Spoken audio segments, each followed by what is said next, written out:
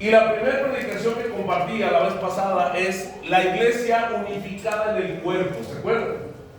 Hermanos, es importantísimo que tengamos esto presente. No podemos ser indiferentes a la iglesia, hermanos.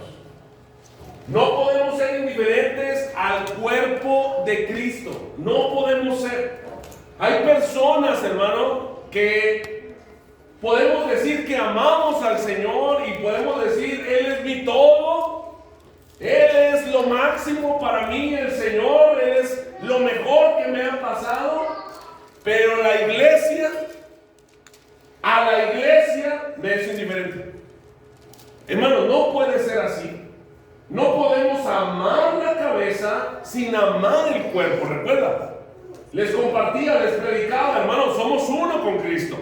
¿Se acuerdan que les decía cuando el apóstol Pablo iba de camino a Damasco? Que le aparece el Señor y le dice, Saulo, Saulo, ¿por qué me persigues? Vea cómo el Señor se identifica como uno con su iglesia. Porque ¿a quién le estaba persiguiendo el apóstol Pablo? ¿Al Señor Jesús? Era la iglesia. Pero al ser la iglesia, al ser el cuerpo de Cristo, Él se identifica. Por eso le dice, Pablo, Pablo, ¿por qué me persigues? Yo soy Jesús a quien tú persigues. Por lo tanto, hermanos, no podemos ser indiferentes a la iglesia, no. Hermanos, si tú amas al Señor, por ende tienes que amar su cuerpo. Si a ti te importa el Señor, por ende te tiene que importar su iglesia. Repito, no puedes amar la cabeza sin amar el cuerpo. No puedes amar la cabeza sin amar el cuerpo. Por lo tanto, hermanos, es necesario para ser una iglesia, la iglesia de Cristo, una de las marcas es que estamos unidos. Estamos unidos como el cuerpo está unido. ¿Se acuerdan que les decía, hermanos? A lo mejor hoy no vino este dedo. A lo mejor ya tiene algunas semanas que este dedo no se presenta. Yo les decía, hermanos, usted dirá, pues ese dedo no importa tanto, pastor. Mire, hoy ese dedo no pasa nada si no viene. Ya tiene un mes que no viene ese dedo, no pasa nada. Hermano, sí pasa. Porque si usted quiere agarrar una pala, un pico, algo grande, hermano, este dedo ya está debilitando. La ausencia de este dedo nos está haciendo débiles para sostener bien las cosas.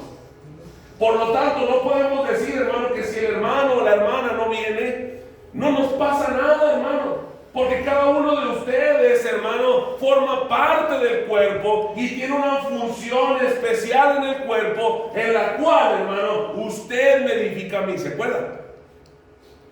Hermano, yo les decía la vez pasada, los necesito a cada uno de ustedes. Su don, su talento, yo los necesito porque con ellos me edifican, me perfeccionan, hermano. Como dice Efesios, me perfeccionan. No puedo yo decir, no vino el hermano, no vino la hermana, tiene un mes, ya no se congrega. No, pues no pasa nada. Hermano, los necesito. Cada uno de ustedes son parte vital para mí. Hoy quiero compartir, hermanos, una predicación más acerca de las marcas de la iglesia de Cristo. La iglesia unificada en la santidad. La iglesia unificada en la santidad. Hermanos, la palabra santo aparece cientos de veces en la Biblia. Yo sé que usted la ha leído y muchas veces se ha topado con esta palabra. Santo en el Antiguo y en el Nuevo Testamento. La palabra santo aparece cientos de veces en la Biblia. Su importancia es evidente, hermano, por el valor tan grande que la misma palabra, las mismas escrituras le atribuyen. La santidad, hermano, es la gloria suprema de Dios. Y escuche esto, hermano. La santidad es la gloria suprema de Dios. De los ángeles no caídos. De los ángeles no caídos y de la iglesia. Repito, hermanos. La santidad es la gloria suprema de Dios. De los ángeles no caídos y de la iglesia. Y mire, vea, ¿por qué le digo esto? Vea cómo la palabra lo dice. En Éxodo capítulo 15, versículo 11, hermano, dice ahí: ¿quién como tú, oh Jehová, entre los dioses? ¿Quién como tú, magnífico en santidad? ¿Cómo lo nombra ahí Moisés? ¿Quién como tú, magnífico en santidad? Vea, hermano, cómo ve la santidad de Dios como algo magnífico. Por eso lo vuelvo a decir, la gloria suprema de Dios es su santidad. Pero no solamente de Dios, también de los ángeles y de la iglesia.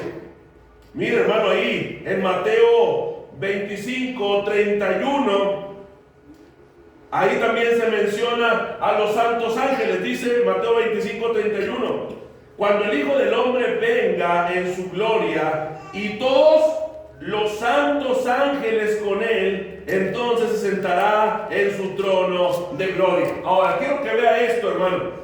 Es imposible darle un honor más elevado a los ángeles más que santo. Y también a la iglesia, también a la iglesia. Es imposible darle un honor más elevado a los ángeles y a la iglesia más que santo. Cuando se refiere a Dios, hermano, no se refiere solamente como santo. ¿Sí lo leyó? Que decía magnífico en santidad. Hay algo más elevado en el Señor en cuanto a su santidad. Pero en cuanto a los ángeles, hermano, se les llama santos. Pero la iglesia, hermanos, ¿cómo describe la iglesia? Su palabra, la iglesia. En Efesios capítulo 5, versículos del 26 al 27 dice: para santificarla, habiéndola purificado en el lavamiento del agua por la palabra, a fin de perfeccionarla a sí mismo, una iglesia gloriosa, que no tuviera mancha, ni arruga, ni cosa semejante, sino que fuese ¿qué? Santa y sin mancha. Hermanos, la gloria de la iglesia radica no en su lujo, hermano, ni en su aspecto interior ni exterior. El pastor David decía, hermano, que uno de los problemas, más bien de los errores que cometieron en la reforma, e incluso antes de la reforma, mucho antes de la reforma, es que creían que aquí en este edificio, como era la casa de Dios, tenemos que hacerla majestuosa. Tenemos que hacerla bonita, grande. Por eso las catedrales son tan bonitas, hermano. Y había muchas catedrales que estaban chapeadas en oro. No sé si ustedes sabían eso. Muchas de las cosas que tenían, las tenían en oro. ¿Por qué? Porque era la casa de Dios. Y en la casa de Dios tenemos que hacerla hermosa. Hermanos, la gloria de la iglesia no radica en su lujo. No radica, hermano, en el aspecto que pueda tener ni dentro ni fuera. La gloria de la iglesia, hermano, radica en su santidad.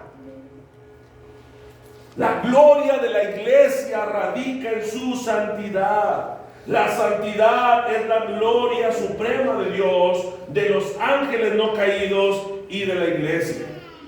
Entonces, hermanos, si la santidad es la gloria suprema de Dios, esto nos lleva, hermanos, al primer punto de la predicación.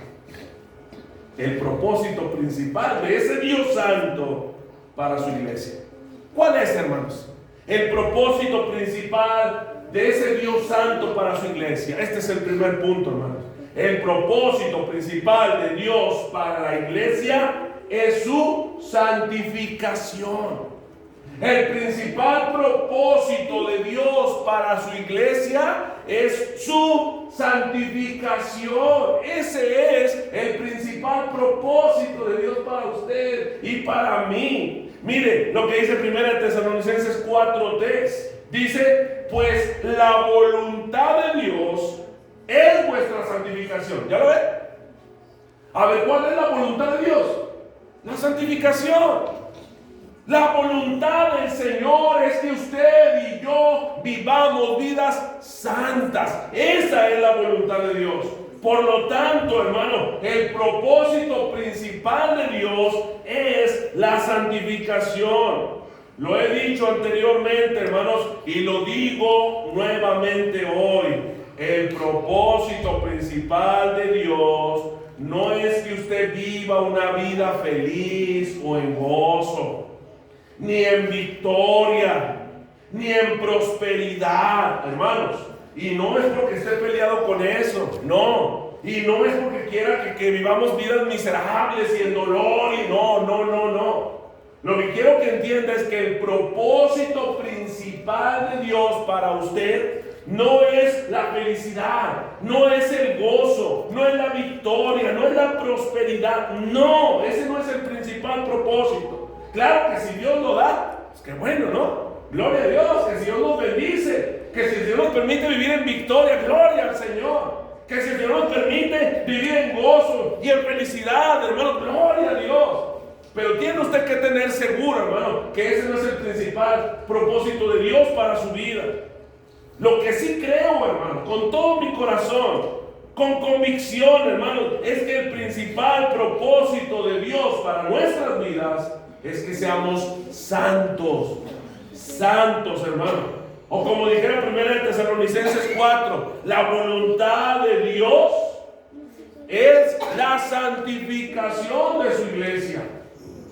Hermano, la voluntad de Dios para ti es que vivas una vida santa. Santa. John Piper, hermanos, dijo en una ocasión, Dios está más comprometido con tu santidad que con tu comodidad, perdón. Digo John Piper, y creo eso, hermano. Estoy de acuerdo con él. Dios está más comprometido con tu santidad que con tu comodidad. Hoy en las iglesias, hermanos, la palabra santidad es muy rara. De hecho, hermanos, cada vez son más los pastores que no hablan de la santidad, que la omiten. ¿Y sabes por qué la omiten? No solo porque la iglesia no vive en santidad y eso le acarrearía problemas, sino porque ellos mismos no viven en santidad. ¿Con qué valor moral pueden ellos predicar de santidad si ellos mismos están en pecado? ¿Cómo pueden predicar de santidad a una iglesia que ve, el pastor mismo ve, que están en pecado? Y que en el momento de hablar de santidad, hermano, él sabe que se van a molestar, que se van a enojar, que se van a ir probablemente. Hoy en día, hermano, la palabra santidad es muy rara en las iglesias. Algunos dicen que ya es obsoleta. Otros dicen que la santidad es sinónimo de religiosidad o de cargas religiosas, como dijera un pastor que es coach. Es que una persona que siempre está buscando vivir en santidad, lo único que hace es tener cargas religiosas, decía. No le ponga cargas religiosas a los hermanos. ¿Cómo lo llaman hoy? Otras iglesias la tienen como anticuada y aburrida. Sobre todo esas iglesias, hermanos, que permiten fumar, que permiten tomar, que permiten que bailes, que permiten, hermano, que vivas en la inmoralidad. Porque las hay, hermanos, sí, muchas. Yo les he dicho, hermanos, y ya sin decir marca, ¿verdad? Pero les he dicho, conozco más de una donde los pastores a los miembros no les dicen nada porque vayan a un bar a tomar. Porque al momento de maldecir no lo ven como algo malo. Al momento de echar una mala palabra, incluso ellos mismos dan ahí malas palabras al momento de hablar, de repente salen con una grosería. ¿Hay iglesias así? Sí las hay. Esas iglesias, hermano, son las que tienen esa palabra como anticuada y aburrida. Pues cómo no. Si hablar de santidad es para ellos un golpe. ¿Cómo puedes vivir en santidad? Estando fumando, tomando, maldiciendo, adulterando. ¿Cómo puedes vivir en santidad? Se está enseñando cada vez más un evangelio que no es el evangelio de Cristo. Lo he dicho una vez, 2 veces, 3 veces, ya no sé cuántas veces. Pero está creciendo, hermano, cada vez más iglesias, evangelio que no es el evangelio de Cristo, lleno de humanismo y materialismo, donde lo más importante somos nosotros, nuestro bienestar, nuestra prosperidad económica, nuestra salud física. Esas son las iglesias, y venga, lo invitamos, va a haber milagros, el profeta, ¿no?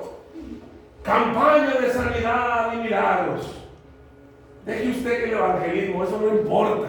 Si se salva, eso no importa. Campaña de sanidad y milagros. Miren cuántas iglesias hay así. Iglesias que su publicidad es decir, venga, va a haber milagros, viene el profeta, el apóstol, sanidad, milagros para usted. Ya no son campañas evangelísticas, ya no son campañas donde se dice, venga a escuchar palabra del Señor, venga a escuchar la voz de Dios. No, ya no. Ya son campañas de sanidad y milagros. Ese es el evangelio de hoy. Un evangelio que busca satisfacerse a sí mismo, donde busca su bienestar. Las personas buscan su bienestar, su prosperidad económica, su salud física. Un evangelio liberal, hermanos, donde el pecado tiene colores y tamaños. Ese es el evangelio, hermano. Un evangelio donde el pecado tiene color. Hermano, es que ese pecado no es tan negro, hermano. Es beige, grisecito, casi blanco, hermano. Ese pecadito no es tan negro, hermano. Donde el pecado tiene tamaño, mire, hermano, es que ese pecado está chiquitito, hermano, casi ni se ve. Una mentirita, hermano. Ese es más, mi pecado es, casi está ahí, se borra solo. Ese es un evangelio liberal, hermano, donde, repito, donde el pecado tiene color y tiene tamaño, pero ese no es el evangelio de Cristo. Hermanos, el propósito de Dios es la santificación de su amada. Todo lleva a eso, todo en Dios nos lleva a eso, a la santidad. Mire, hermano, todo en Dios nos lleva a la santidad. Todo. Dios nos escogió a su pueblo para que fuésemos un pueblo santo. Dice Efesios 1:4. Según nos escogió Él antes de la fundación del mundo, para que fuésemos ¿qué? Santos y sin mancha delante de Él. ¿Para qué nos escogió Dios? Para que fuésemos santos y sin mancha. Cristo murió para poder santificar a su pueblo. Vea Hebreos 13:12. Dice, por lo cual también Jesús, para santificar al pueblo mediante su propia sangre, padeció fuera de la puerta. Dígame, ¿cuál es el propósito de Cristo? ¿Cuál es el propósito de morir de Cristo? Su santificación. ¿Para qué nos escogió Dios? Para santificación. ¿Para qué murió Cristo? Para santificación. Vea al Espíritu Santo en 2 de Tesalonicenses 2:13. Pero nosotros debemos dar siempre gracias a Dios respecto a vosotros, hermanos amados por el Señor, de que Dios os haya escogido desde el principio para salvación mediante la santificación por el Espíritu y la fe en la verdad. ¿Cuál es el propósito del Espíritu Santo? La santificación. Las escrituras, hermano, las escrituras fueron dadas para santificar a su pueblo. Dice Juan 17:17, santifícalos en tu verdad, tu palabra es verdad. Hermanos, la disciplina bíblica es puesta en la iglesia para que su pueblo participe de su santidad. Dice Hebreos 12:10, y aquellos ciertamente por pocos días nos disciplinaban como a ellos les parecía, pero para lo que no es provechoso, para que participemos de su santidad. ¿Puede darse cuenta que todo en Dios lleva a la santidad? Hermano, el Señor te escogió para que vivas vidas santas. El Señor murió en la cruz del Calvario y derramó su sangre para que participemos de la santidad. El Espíritu Santo te selló, te bautizó, hermano, para que vivas vidas santas. La palabra del Señor, este libro, hermano, fue escrito para que vivamos vidas santas. La disciplina de la iglesia, hermano, Dios la dejó, la estableció. ¿Para qué? Para que participemos de su santidad. ¿Te das cuenta cómo todo lleva a la santidad? Mira, hermano, de hecho no solamente aquí, sino afuera. Hablando de disciplina, Dios dejó la disciplina en todas las esferas. Si es en el área social, afuera, hermanos, el Señor estableció leyes para que no nos corrompamos, hermano. Y si no, cálate. Allá afuera róbate algo y verás cómo te van a meter a la cárcel. Mata, blasfema o murmura y verás. Dios estableció leyes, hermano, para que el pueblo no se le pague. Pero no solo en la sociedad, lo hizo la familia. ¿Has leído tú que el padre y la madre tienen que corregir, disciplinar a los hijos para guardarles su corazón, para que vivan en santidad? Pero no solamente en la familia, hermano, también en la iglesia Dios ha establecido disciplina, lo dice Mateo 18. ¿Para qué? Para que participemos de la santidad. Checa, hermano, cómo todo en Dios lleva a la santidad. Todo en el Señor nos lleva o apunta a la santidad. Hermanos amados, hermanos queridos, si estamos más preocupados o interesados por otras cosas, si en nuestra vida no tenemos como prioridad buscar la santidad, creo que estamos fallando y no estamos alineados con el propósito de Dios para nuestras vidas. Todo en Dios nos lleva a la santidad. Te escogió para ser santo. Murió por tus pecados en la cruz del Calvario para que fueras santo. Te selló y te bautizó para que seas santo. Te dio la palabra para que seas santo. Te permitió disciplina en todas las esferas para que participes de la santidad. ¿Te das cuenta? Ahora, pregunto, ¿es importante la santidad para Dios? ¡Claro que sí! Porque todo en Dios nos lleva a eso. Todo en Dios nos desemboca en eso, hermanos. Si en nuestra vida no tenemos como prioridad el buscar la santidad, estamos fallando, hermanos. Estamos fallando. Estamos no en la línea o no alineados con el propósito de Dios para nuestra vida. Lo repito, hermano, el propósito principal de Dios para ti y para mí es la santificación. Esto, hermanos, nos lleva al segundo punto de este sermón, que es una pregunta, hermanos. Segundo punto de esta predicación: ¿por qué estamos obligados a vivir en santidad si hemos creído en Cristo? ¿Por qué estamos obligados, hermano? Escucha esta palabra porque parece fuerte, parece agresiva. ¿Sabes por qué parece agresiva? Porque cuando se nos quiere obligar a algo, renegamos, respingamos, nos defendemos. Checa, siempre que tú escuchas una palabra de estás obligado, sale la rebeldía natural, nata de nosotros. Esa rebeldía que tenemos, hermano, por naturaleza. Pero yo vuelvo a hacer la pregunta y medita: ¿por qué estamos obligados a vivir en santidad si hemos creído en Cristo?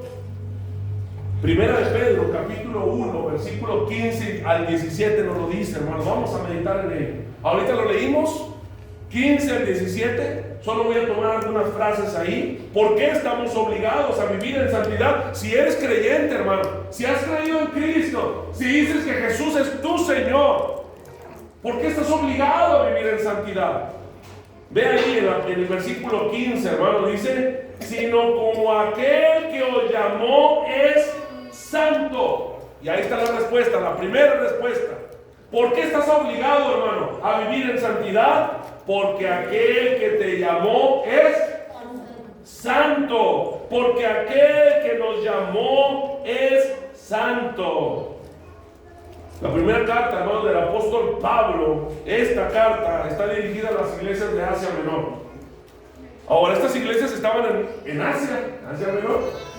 Ese lugar, hermano, donde estaban las iglesias, era un lugar, como ya ustedes seguramente lo han escuchado en otras predicaciones, eran paganos, hermanos.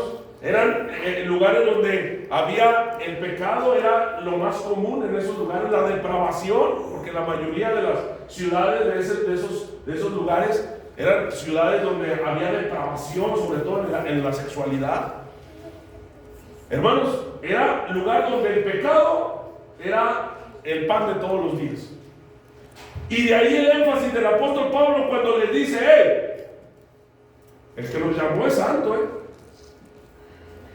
el que los llamó a cada uno de ustedes es santo. Ustedes viven en ciudades llenas de pecado, corruptas, en depravación total. Pero recuerden que el que los llamó es santo. No es como los dioses de ahí de esos pueblos, que tú puedes fornicar, que tú puedes tener idolatría, que tú puedes sacrificar y no pasa nada. Esos dioses no te van a disciplinar, no les importa. No, el Dios al que tú ahora sirves, al Dios al que tú hoy has creído, es un Dios santo. Es un Dios santo. Si vemos ahí, hermanos, en el pasaje que acabamos de leer, el apóstol Pedro comienza hablando del atributo más mencionado de Dios en el Antiguo y el Nuevo Testamento. ¿Cuál es el atributo más mencionado de Dios en los dos? La santidad, hermanos. Tanto en el Antiguo como el Nuevo Testamento se habla más de su santidad que de cualquier otro atributo. La santidad es el atributo más mencionado en toda la Biblia, hermano. Ahora yo te pregunto, ¿crees que es el atributo más mencionado porque a Dios no le importa la santidad? La Biblia habla de todos los atributos de Dios, pero el más mencionado es la santidad. Ahora, ¿por qué comienza recordando que Dios es santo? ¿Por qué el apóstol Pedro comienza recomendando o recordando a las iglesias de Asia Menor que Dios es santo? Hermanos, el apóstol Pedro quiere que primero que nada tengamos en nuestra mente que quien nos salvó es santo. Quien está con nosotros todos los días de nuestra vida es santo. Que nos preserva, hermano, hasta el final es santo. Que con quien vamos a morar por la eternidad, hermanos, es santo. Si hay algo que debemos de tener siempre en cuenta, hermano, familia, si hay algo que tenemos de tener siempre en nuestra mente, es que Dios es santo. Al Dios al que servimos, al que alabamos, al que nos debemos, hermano, es santo. Él no tiene santidad. Él en su esencia, hermano, es santo, santo, santo. Desde la eternidad y hasta la eternidad, Él es santo. En todos sus caminos, hermano, Él es santo. ¿Entiendes eso? ¿Por qué digo todo esto, hermano? Y creo que es necesario que nos preguntemos lo siguiente. ¿Por qué digo todo esto que les acabo de decir? ¿Por qué? ¿Por qué es necesario que nos preguntemos esto que les voy a decir? ¿Por qué nosotros nos permitimos vivir vidas alejadas de la santidad? Si al Dios al que alabamos y servimos es santo. Si el Dios el que nos ha salvado es santo. Ese Dios, hermano, que nos preserva es santo. El Dios que está contigo todos los días, hermano, hasta el fin del mundo es santo. El Dios que ha preparado moradas en el cielo para ti es santo. Ese Dios, hermano, que no tiene santidad, que su esencia misma es santo, santo, santo. Entonces yo pregunto, hermano, si desde la eternidad y hasta la eternidad Él es santo, si todos sus caminos son santos, yo te pregunto, ¿por qué nosotros nos permitimos vivir vidas alejadas de la santidad? ¿Por qué creemos, hermano, que podemos vivir solo un poco de santidad? ¿O por qué actuamos como si a Dios le fuera indiferente nuestros pecados? ¿Puedes entender eso, hermano? Ve lo que el apóstol Pablo le quería decir a las iglesias de Asia Menor cuando le dice: hey, recuerden que el que los ha llamado es santo.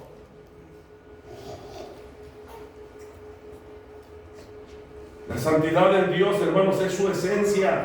Por lo tanto, el creyente debe de vivir en santidad todos los días. Hermanos, en el creyente la santidad no debe ser un traje que nos quitamos y nos ponemos según la hora, o según el lugar, o según la persona. ¿Entendemos eso? La santidad no es un traje que nos podemos quitar y poner según el lugar, la hora o la persona. Porque eso pasa, hermano. Eso pasa en muchas personas. En la hora, mientras es de día, traigo el traje de santidad.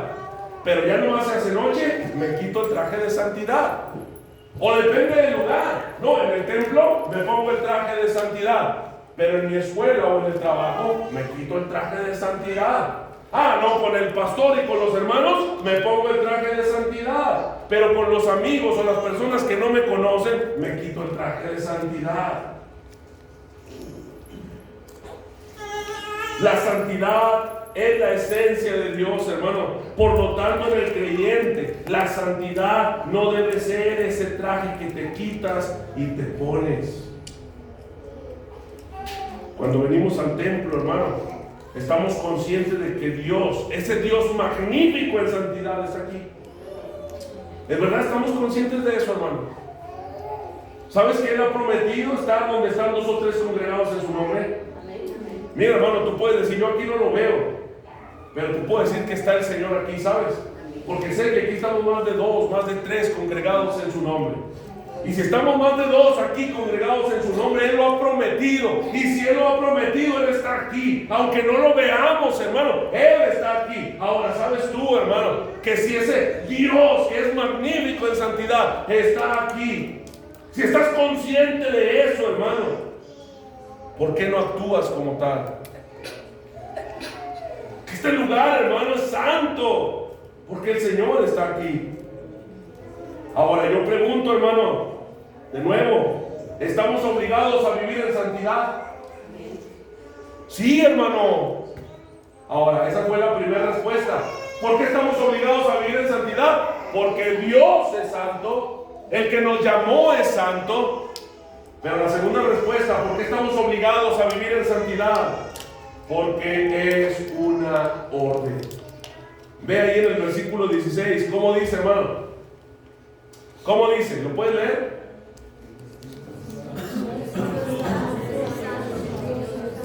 Porque escrito está, sed santo. ¿Ves que es una orden?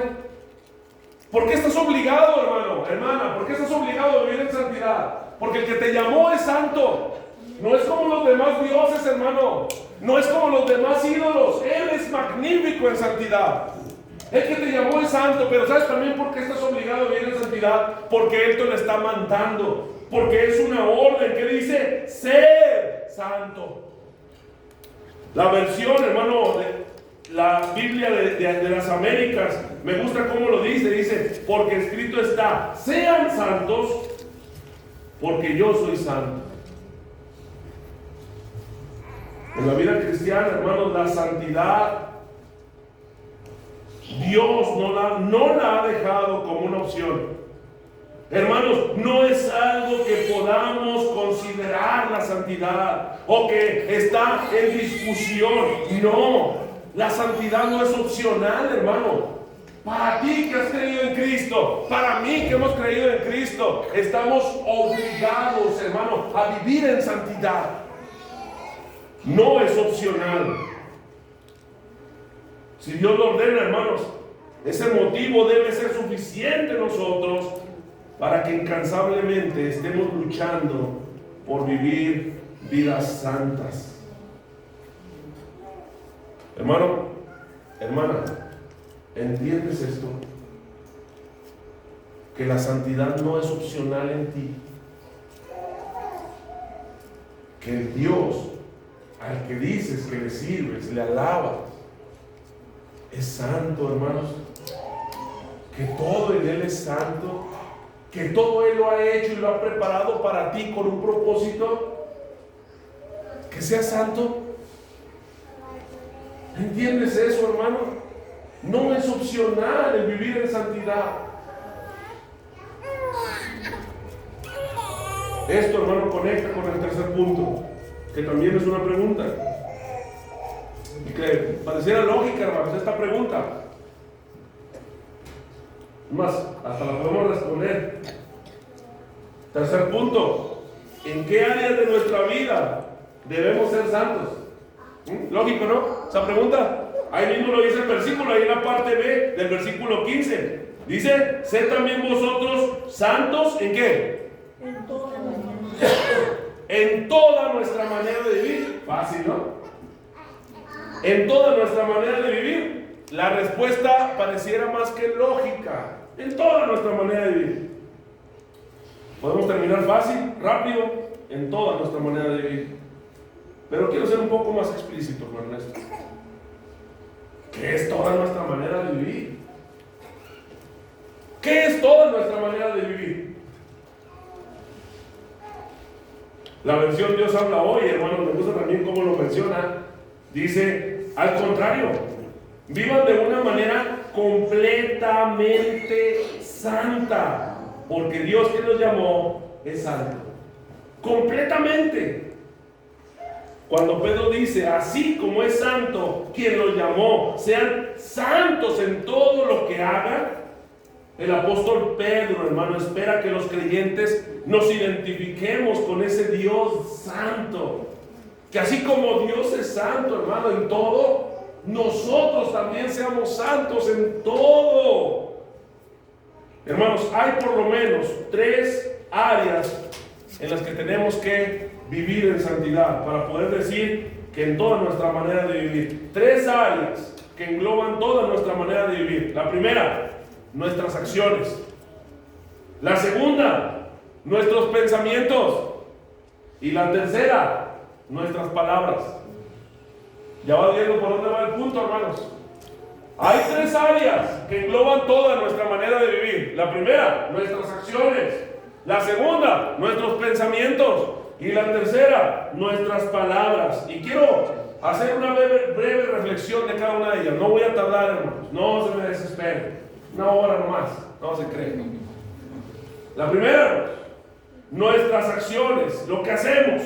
Dice Efesios 4, 22 al 24. En cuanto a la pasada manera de vivir, despojados del viejo hombre, que está viciado conforme a los deseos engañosos, y renovados en el espíritu de vuestra mente, y vestidos del nuevo hombre, creados según Dios en la justicia y santidad de la verdad. Vean lo que dice, hermano, el versículo 22. En cuanto a la pasada manera de vivir.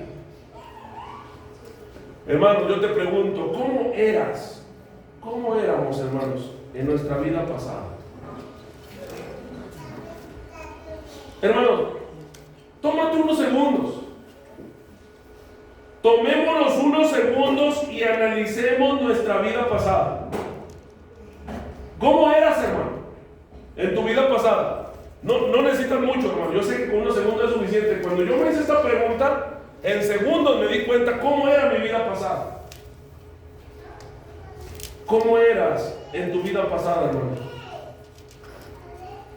Si ya analizaste y recordaste algunas cosas de tu vida pasada, ahora sí, veamos, hermano, si encuentras las mismas cosas que hacíamos antes, hermano, y las seguimos haciendo hoy. Tú dirás, no, hermano, no, esta, no. Ah, pero esta sí. Oye. Oh, pero ya dejé eso. Ah, pero esta sí. Todavía lo sigo haciendo.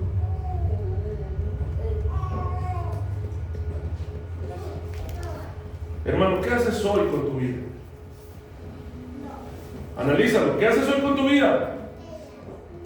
Hermano, hermana, ¿qué haces hoy con tu familia? Hermano, hermana, ¿qué haces hoy con tus amigos? Hermanos, hermanas, ¿qué haces hoy con las personas que no te conocen? ¿Qué haces, hermano? ¿Sigues haciendo lo mismo que hacías antes? ¿En tus círculos sociales con los que te relacionas, hermano? ¿Sigues practicando las mismas cosas que practicabas antes? Por eso te dije, hermano, ¿recuerdas cómo era tu vida pasada? ¿Recuerdas cómo vivías tu vida pasada antes de venir a Cristo? Ahora echa un vistazo hoy. ¿Cómo eres hoy con tu vida? ¿Cómo eres con tu familia hoy? ¿Cómo eres con tus amigos? ¿Cómo eres, hermano, con la gente que no te conoce? ¿Cómo vives? ¿Hay alguna diferencia? Hermano, ¿sigues practicando las mismas cosas? ¿Sigues hablando, diciendo, pensando las mismas cosas? Me gusta mucho una frase de Paul Washer, hermanos. Dice, me encanta, todo aquel, escúchame, todo aquel que dice que Dios lo ha salvado, que Dios le ha salvado, y sigue viviendo como vivía antes, le pregunto, ¿Dios lo salvó de qué? ¿Entiendes eso? Lo voy a volver a repetir. Todo aquel que dice que Dios le ha salvado y sigue viviendo como vivía antes, le pregunto, ¿Dios lo salvó de qué?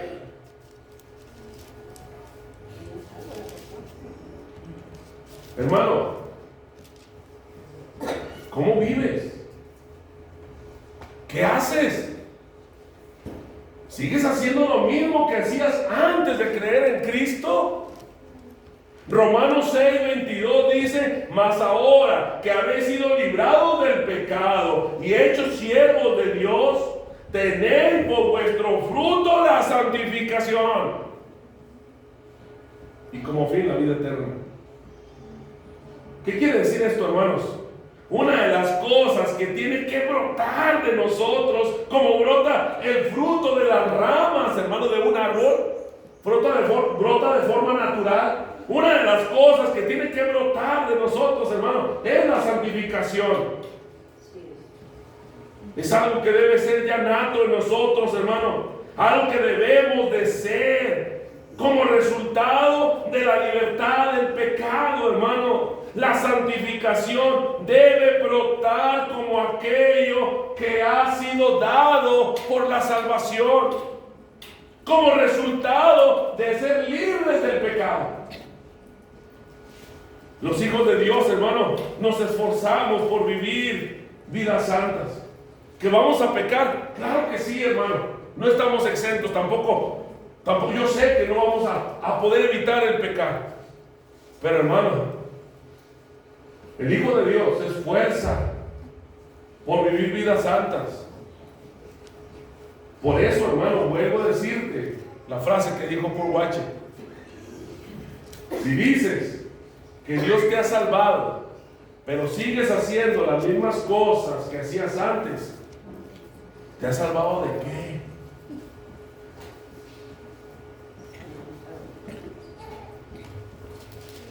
Nuestros pensamientos, ¿se acuerdan? Son 3, que engloban toda nuestra vida, ¿sí? En toda nuestra manera de vivir, nuestras acciones, nuestros pensamientos, lo que pensamos. Efesios 4:17 dice, esto pues digo y requiero en el Señor, que ya no andéis como los otros gentiles, que andan en la vanidad de ¿qué? De su mente. Hermanos, los gentiles, aquellas personas que no conocen del Señor, que no han creído en Cristo, andan en la vanidad de su mente. ¿En qué piensan, hermanos? Las personas que están sin Cristo. ¿A qué se refiere la Biblia cuando dice que andan en la vanidad de su mente? ¿Qué es lo que piensa la gente sin Cristo, hermano? Te voy a decir algunas cosas. Maldad, eso es lo que piensan, maldad. El estar buscando hacer maldad, hermano. Eso piensa la gente sin Cristo. Pero no solo eso.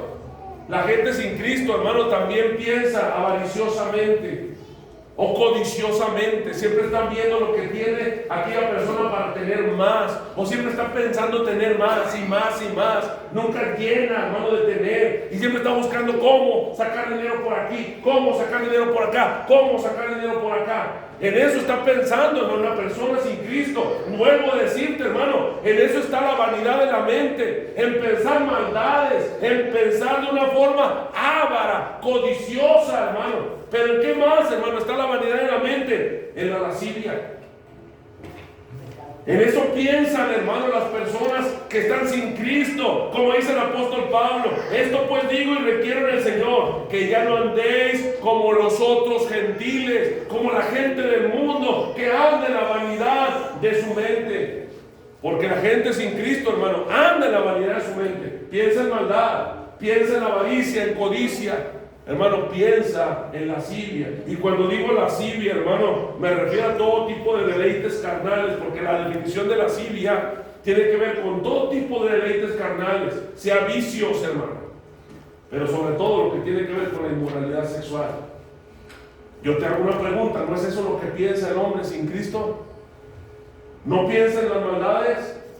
¿No piensa constantemente en la avaricia, en la codicia, en el estar viendo cómo sacar dinero constantemente? ¿No piensa en la lascivia, en todos los deleites carnales, en todas sus formas? ¿No es eso en lo que piensa la gente sin Cristo? Romanos 12 del 1 al 2 dice: así que, hermanos, os ruego por la misericordia de Dios que presentéis vuestros cuerpos en sacrificio vivo, santo, agradable a Dios, que es vuestro culto racional. No os conforméis a este siglo, sino transformaos por medio de ¿qué?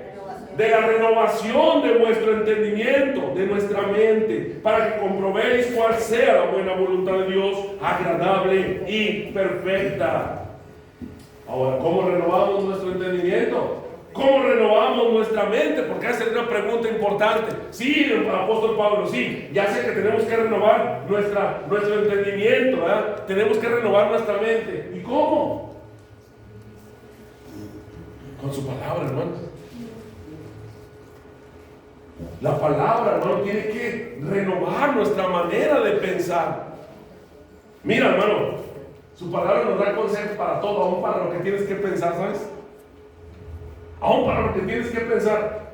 Ve lo que dice Filipenses 4:8. Dice: por lo demás, hermanos, todo lo que es verdadero, todo lo honesto, todo lo justo, todo lo puro, todo lo amable, todo lo que es de buen nombre, y si hay virtud alguna, si alguno digno de alabanza, ¿en esto qué? Pensar. ¿Sabes? Hasta para eso da consejo su palabra. Me gusta la versión Dios habla hoy, como dice, porque pone pensar en primer lugar. Dice la versión Dios habla hoy, dice: por último, hermanos, piensen en todo lo verdadero, en todo lo digno de respeto, en todo lo recto, en todo lo puro, en todo lo agradable, en todo lo que tiene buena fama. Piensen en toda clase de virtudes, en todo lo que merece alabanza. En eso piensen.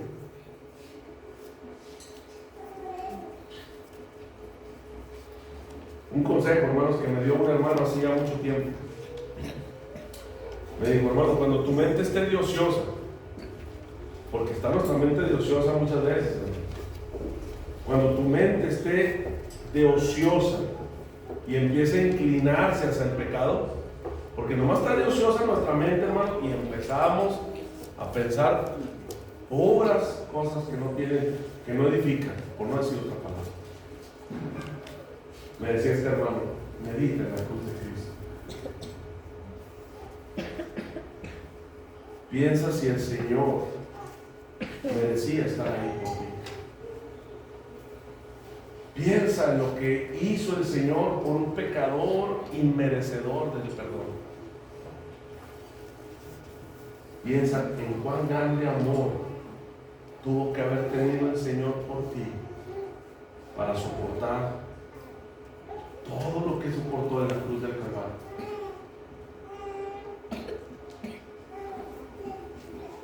Hermanos, ¿en qué piensas?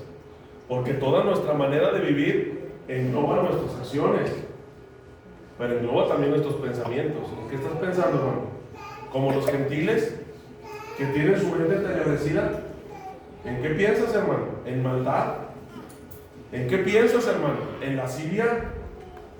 ¿En qué piensas, hermano? ¿En codicia? ¿En avaricia? ¿Tu mente está solo en el dinero? ¿En qué piensas? ¿En todo tipo de pecados sexuales?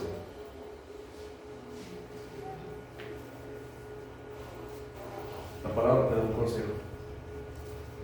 nuestras palabras, que es la tercera cosa. Acuérdense, nuestra manera de vivir tiene que ver con nuestras acciones, nuestros pensamientos y nuestras palabras. Salmo 34:13, ya termino, hermanos. Guarda tu lengua del mal y tus labios de hablar engaño. Hermanos, mi manera de hablar debe ser para bendecir, no para maldecir. Ve lo que dice Santiago 3, del 10 al 12. De una misma boca proceden bendición y maldición. Hermanos míos, esto no debe ser así. ¿Acaso alguna fuente hecha por una misma abertura, agua dulce y amarga? Hermanos míos, ¿puede acaso la higuera producir aceitunas o la vid higos? Así también ninguna fuente puede dar agua saludable o salada y dulce. Hermano, ¿cómo estás en tu forma de hablar? ¿Cómo estamos, hermano? Aquí alabamos al Señor, pero afuera maldecimos. ¿Se nos sale una mala palabra afuera? ¿Cómo estamos aquí? Alabamos al Señor, pero afuera cuando nos enojamos, de repente ya le recordamos la mamá al que va a un lado nuestro.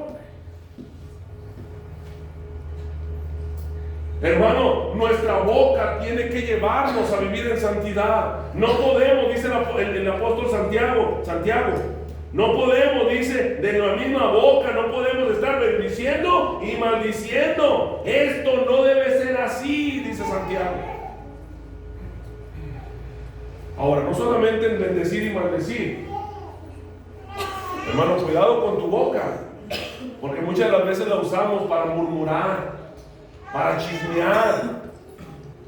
Hermano, esto es bien difícil, y más cuando ya estamos acostumbrados a estar murmurando del prójimo, a estar comiendo, almorzando y cenando prójimo, hermano. Y a veces ni cuenta nos damos y ya estamos hablando mal de una persona.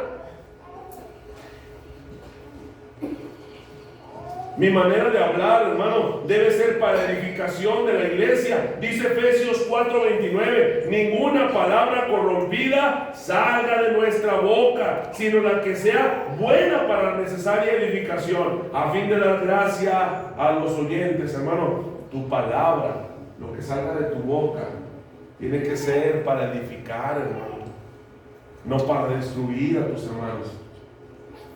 Hermano, cuando hablas con tus hermanos, tu forma de hablar tiene que animar a tus hermanos.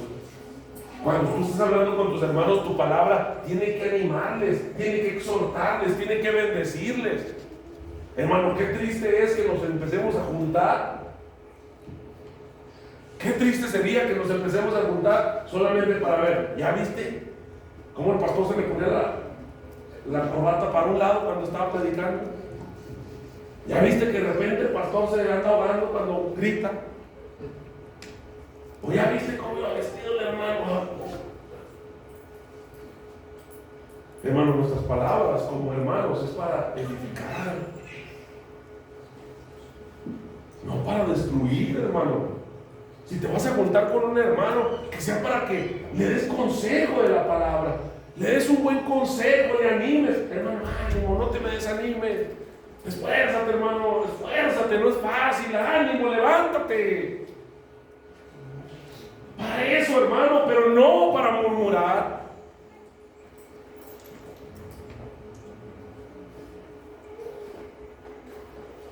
La santificación que debo tener en mi mente no se da, hermano, como resultado del tiempo. Es el resultado de la llenura del Espíritu Santo en nuestra vida. Adrián Roger, hermanos, dijo: una señal de estar llena del Espíritu Santo no es hablar en lenguas, sino controlar la que tenemos. ¿Entendemos eso? Una señal de estar lleno del Espíritu Santo no es hablar en lenguas, sino controlar la que tenemos. Porque a veces está bien afilada, hermanos. A veces está bien afilada. Y nomás la abrimos, ya destazamos al hermano por acá, y la abrimos y ya lo destazamos ahora al otro hermano por acá, y ya la abrimos y ya destazamos ahora al hermano por allá.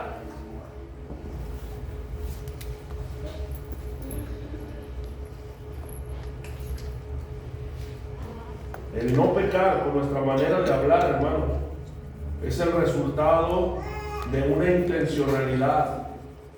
Tenemos que ser intencionales para no pecar con nuestra boca, hermano. Con plena conciencia tenemos de tener la intención de no pecar con nuestra lengua. ¿Entiendes esa palabra, hermano? Que tenemos que ser intencionales con toda conciencia, hermano. Busca no pecar con tu palabra. Busca no pecar con tu lengua, hermano. Con toda conciencia, cuando te levantes, propon en tu corazón: hoy no le voy a hablar mal a mis hijos. Hoy no voy a maldecir. Hoy no voy a mentir. Hoy no voy a criticar. Hoy me levanto con esa convicción. Señor, ayúdame.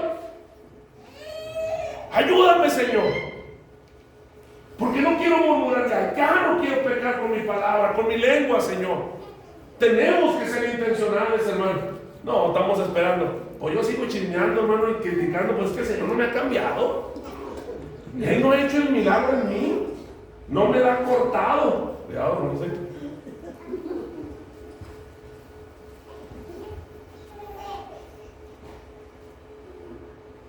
Richard Sieber dijo en una ocasión: el cristiano vive de tal manera que cada acto, como comer, dormir, trabajar e incluso hablar, se convierte en alabanza a Dios. Sed también vosotros santos en toda vuestra manera de vivir. Hermanos, no hay lugar en nuestro ser o una área en nuestra vida que esté libre o exenta de vivir en santidad. Si aún amamos el pecado que deberíamos de aborrecer, e incluso, hermano, si no nos sentimos mal fallarle al Señor, si no nos molesta fallarle al Señor, hermano, cuidado. Nos podemos estar engañando nosotros mismos y será terrible aquel día cuando le diga: Señor, Señor, en tu nombre, y Él te diga: apártate de mí, nunca te conocí. No nos engañemos, hermanos. No hay un lugar en nuestro ser o una área en nuestra vida que esté libre o exenta de vivir en santidad. No podemos amar el pecado que deberíamos de aborrecer. Estamos en un tiempo, hermano, donde a lo bueno le llaman malo y a lo malo bueno. ¿Están de acuerdo? Pero eso no aplica en el cristiano. Lucas 1:75, les decía en el estudio bíblico. Dice Lucas 1:75: en santidad y en justicia delante de Él todos nuestros días. En santidad y justicia delante de Él todos nuestros días.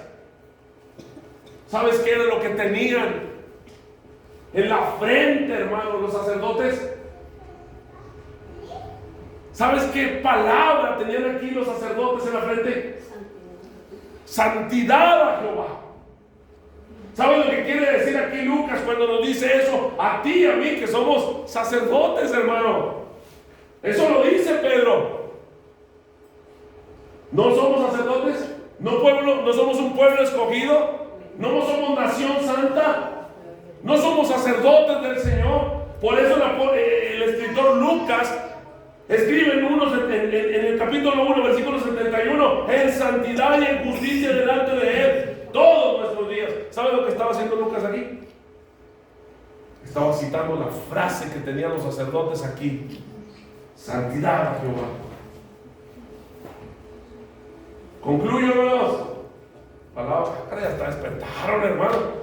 Hasta abrieron los ojos, hombre. Hermanos, una de las razones por la que los hijos de Dios estamos unificados, somos uno, es porque todos hemos sido santificados en Cristo Jesús por la verdad de la palabra de Dios. Hermanos, todos hemos sido llamados a salir del mundo de las tinieblas y del pecado. Por lo cual tenemos una misma lucha, hermanos.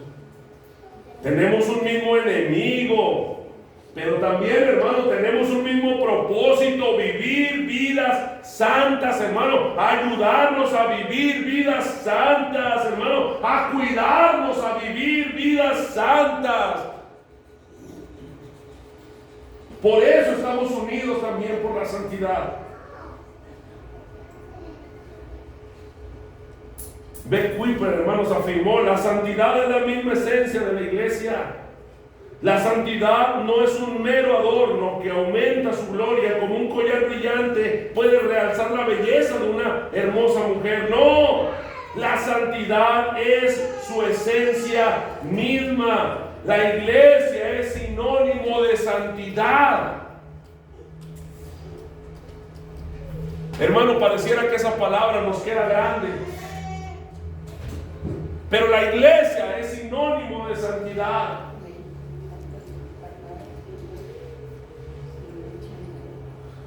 Mira, hermano, nada de lo que dije hoy, y traté de poner citas bíblicas, si viste, no es una, ni dos, ni tres, porque quiero que todo lo que diga esté sustentado por su palabra. Así que si te incomodó algo que te dije, hermano, deja que la espada de dos filos empiece a cortar ese tumor canceroso del pecado que tiene tu cuerpo. ¿Entiendes eso? No es nada personal, hermano, es la palabra del Señor. Y deja que penetre esa espada de dos filos y empiece a cortar ese tumor de pecado que tienes.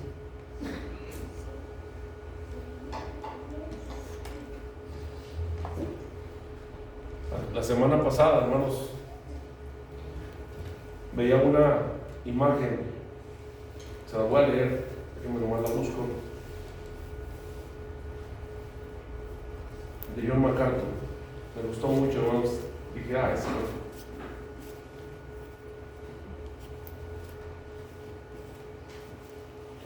bien lo que decía John MacArthur. Termino con esto. Cuando me preguntan ¿qué me atrae del cielo? No son las calles de oro, ni el mar de cristal, ni las puertas de perla. Es la ausencia de pecado. Estoy cansado de pecar. Hermanos, si algo debemos de anhelar es estar libres de pecado. Que el anhelar estar en la presencia del Señor no sea, hermano, por las calles de oro. Eso déjense los del Evangelio de la prosperidad, hermano, que se queden con todo que lo que nos anhele, hermano, estar en la presencia del Señor, es que podamos ya por fin estar libres del pecado y del castigo del pecado y de estar sujetos al pecado. Hermano, ¿qué tan harto estás del pecado para que anheles estar en el cielo? No por las calles de oro ni el mar de cristal, sino por ya dejar de pecar. ¿Qué tan cansado estás? ¿O estás tan cómodo con el pecado que no quisieras irte de este mundo?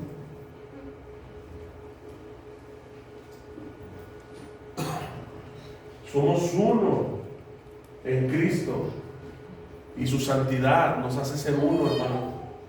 Tenemos un mismo Señor, tenemos un mismo propósito. Ayudémonos a vivir en santidad, cuidémonos, hermano, para vivir en santidad. Alentémonos, hermano, para vivir en santidad. Somos uno en Cristo. Amén. Dios les bendiga.